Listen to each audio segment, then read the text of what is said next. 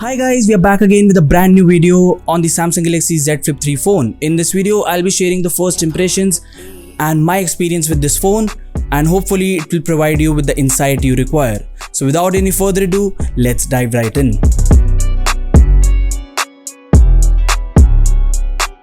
So let's start off with the initial impressions. The Galaxy Z Flip 3, unlike its cousin the Galaxy Fold, opens vertically instead of horizontally and has a metal frame with a very visible hinge, but it feels far more sturdy as the Fold doesn't have a direct metal support. It's must have mentioned that this phone is far more convenient to carry than any other foldable phone in the market, and this design has the potential to appeal to a larger audience. The outer display is bigger and better than the previous generation of foldable phones. The phone weighing 183 grams feels light and easy to carry in hand when compared to the Fold and many others as well. Talking about the display, the Samsung Galaxy Z Flip 3 has a 2x dynamic 6.7-inch AMOLED display with a resolution of 2560 x 1080p with refresh rate of 120Hz and a Super AMOLED cover screen of 1.9-inch with 260 x 512 pixel resolution. The smaller display on the front panel is super handy and can be used to access all controls for the volume, camera, brightness, etc. adjustments.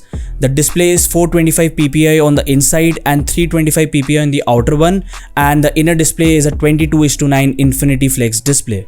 This phone is available in two variants, that is 8GB 128 and 8GB 256, and this phone is not compatible with the S Pen and is IP68 water resistant. The performance on this has been quite smooth as it has the Snapdragon 888 octa-core CPU and a 3300 mAh decent battery which provides a good screen time of 5 to 6 hours. The best thing about this smartphone is that it has fast charging available for both wire and wireless with 15 watt and 10 watt respectively. The CPU is fast, but honestly 85,000 rupees for Snapdragon 888 is really expensive, as you can get the same exact processor in OnePlus 9 for just 54,000 rupees. Talking about the cameras, it has a 12 megapixel wide and ultra wide camera as well as a 10 megapixel front camera. The camera gives great performance on the books, however seems not to hit the mark, with the image quality being not so good as you would expect. Up on the screen are some camera samples and you can see the colors bleed and all these pics are grainy even under ideal lighting conditions. The photos seems to be over sharp and the video seems to have a lot of noise even in great lighting conditions. So this was my first impressions of the Galaxy Z Flip 3, which is yet to be launched, and it's available for pre-order for 84,999 INR. Overall it's not a bad phone, but my first impressions hasn't been made right and I do feel disappointed at the first glance.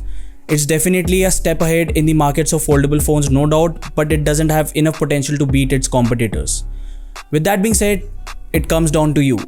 I want you all to leave your opinions and thoughts about the Galaxy Z Flip 3 and the futures of foldable phones in the Indian market in the comments down below, and I would be happy to read them all. With that being said, if you're new here, then do hit the subscribe button, press the bell icon and also like this video, which would keep us motivated to bring such content for you all daily. With that being said, this is Shomit Seth signing off. Peace.